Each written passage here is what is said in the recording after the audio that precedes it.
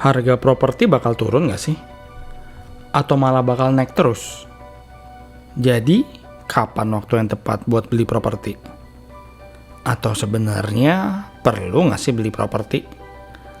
Karena katanya, properti kan aset, dan bisa jadi salah satu produk investasi juga untuk masa depan nanti. Apalagi tanah di bumi ini terbatas, dan pada suatu saat akan mencapai titik scarcity. Lebih-lebih lagi di Indonesia yang termasuk negara kepulauan, yang artinya tanah jauh lebih langka dan terbatas dibandingkan negara yang luasnya jauh lebih besar kayak Cina. Berdasarkan hukum ekonomi, semakin langka akan semakin mahal dong.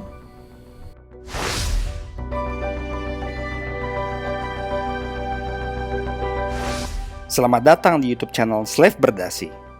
Buat yang pertama kali nonton, salam kenal. Di sini gue ngebahas investasi, ekonomi, kemerdekaan finansial secara praktis, realistis, dan apa adanya. Ingat ya guys, merdeka finansial itu pilihan. Di video ini gue akan ngebahas analisa kenaikan harga properti di Indonesia dengan mengambil contoh kasus di negara-negara lainnya seperti Amerika Serikat dan Cina. Dulu, pas lagi masanya properti boom di Indonesia, gue sama teman gue asik berdebat.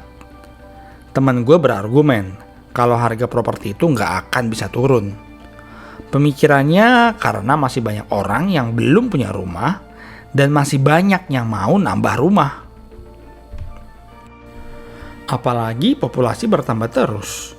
Dan seiring kemajuan teknologi, angka kematian semakin menurun, sementara angka kelahiran sukses semakin naik.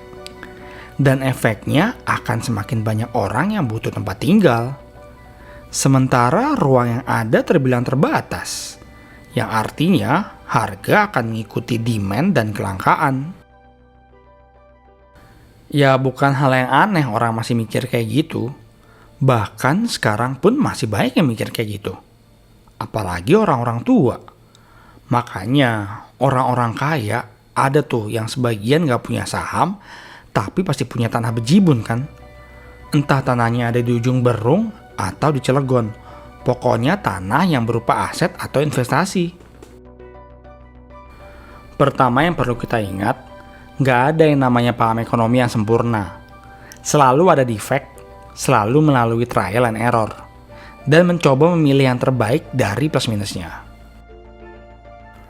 Kembali ke topik, beberapa sektor industri merupakan andalan pemerintah dalam melakukan pembangunan ekonomi.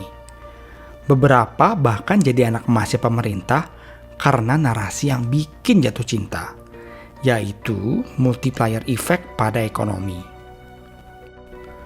Contoh aja nih ya, setiap setelah krisis ekonomi, pemerintah hobi spending uang ke infrastruktur.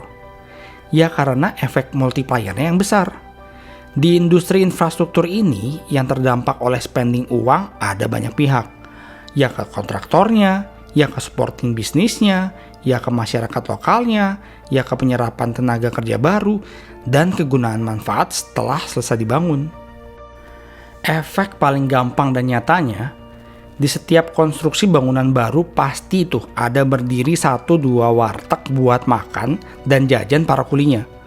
Belum lagi 2-3 sepeda Starling yang nongkrong tiap pagi sama sore sebagai suplai kopi murah. Dampak ekonominya masif dan beranak pinak. Pembangunan properti juga punya citra yang mirip kayak gini. Bahkan riset-riset nunjukin besarnya korelasi pertumbuhan harga properti dengan pertumbuhan ekonominya. Ditambah poin plusnya yang bangun kan banyakkan developer swasta tuh. Dijual ke masyarakat, nah pemerintah tinggal duduk diem deh terima pajaknya. Enak kan? Nah lihat aja nih di gambaran besarnya. Korelasi pertumbuhan harga properti negara Eropa dan Amerika Serikat dengan pertumbuhan ekonomi per kapita. Dan sebaliknya seperti yang terlihat di Jepang, harga properti turun seiring melandainya pertumbuhan ekonomi.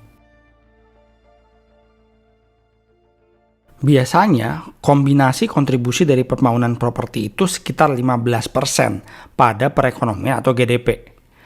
Namun dalam hal ini, Cina lebih besar kontribusinya, sekitar 30%. Terlihat dari besarnya rasio ini, pemerintah Cina mengandalkan sektor properti sebagai mesin pertumbuhan ekonominya.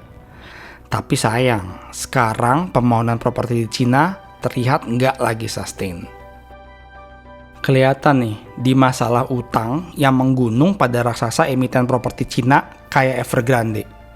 Coba bayangin, Evergrande loh nih, yang notabene adalah salah satu perusahaan di Cina dengan pendapatan terbesar di dunia bisa jatuh dalam krisis utang. Sekarang balik lagi ke pertanyaan, bisa nggak sih harga properti turun? Untuk ngejawab itu, sekarang kita bahas dulu individunya dan juga masyarakatnya. Idealnya, ketika ekonomi semakin maju, masyarakat semakin punya disposable income, yang pada akhirnya dana tersebut digunakan untuk investasi. Ya, investasinya nggak jauh-jauh kayak properti dan saham. Artinya, kita bisa korelasikan sebaliknya. Semakin makmur ekonomi, semakin besar juga pendapatan masyarakatnya. Maka semakin banyak investasi ke properti. Semakin naik pula harganya. Karena semakin meningkat kebutuhan untuk investasinya. Seperti chart tadi, pertumbuhan ekonomi per kapita atau rata-rata pendapatan masyarakat berbanding lurus dengan kenaikan harga properti. Masyarakat pun diberikan narasi bahwa Cina adalah the miracle of Asia, atau sering disebut sebagai negara adidaya baru. Bahwasanya di Cina aja harga tanah dan properti bisa naik. Apalagi di Indonesia yang luasan negaranya cuma 1/10-nya. Apa nggak makin langka itu tanah? Ditambah lagi narasi pertumbuhan ekonomi di Indonesia yang masih sangat tinggi dan kondisi bonus demografi.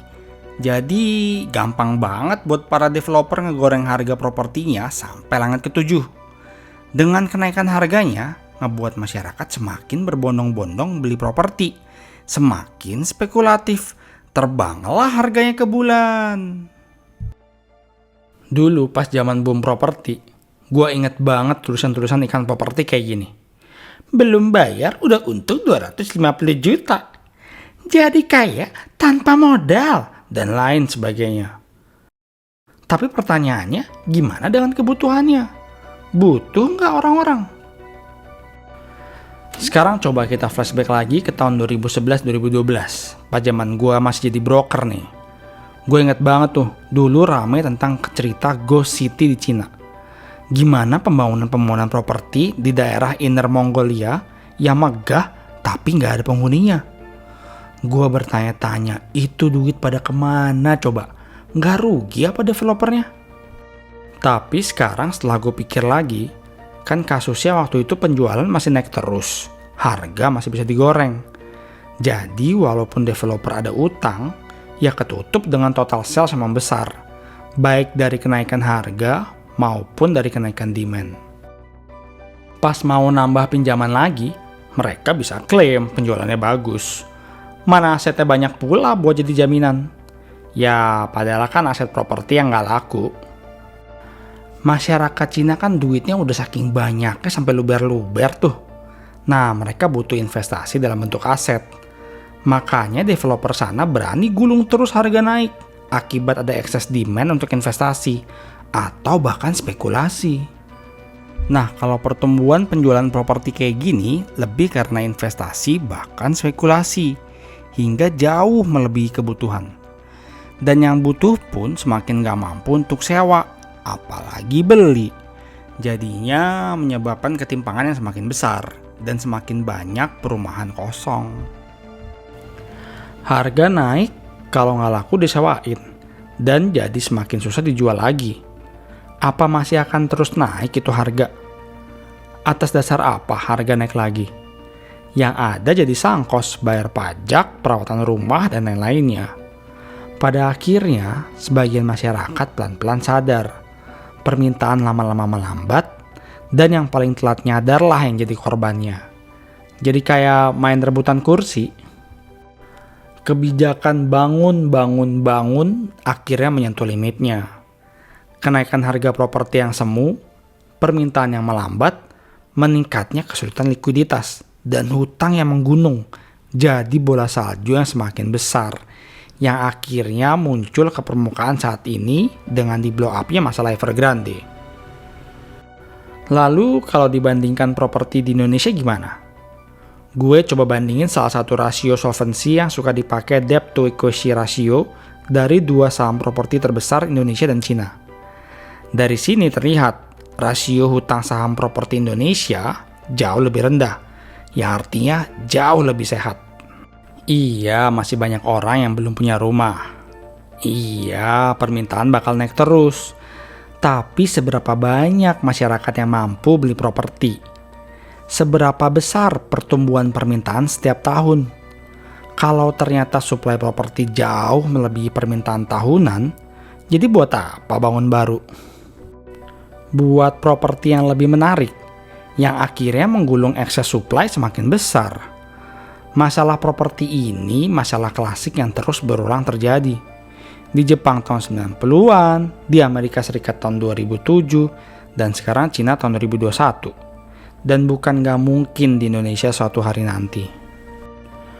Berawal dari pemikiran klasik permintaan properti akan naik terus, berlanjut investasi, hingga berujung spekulasi pada kenaikan harga properti.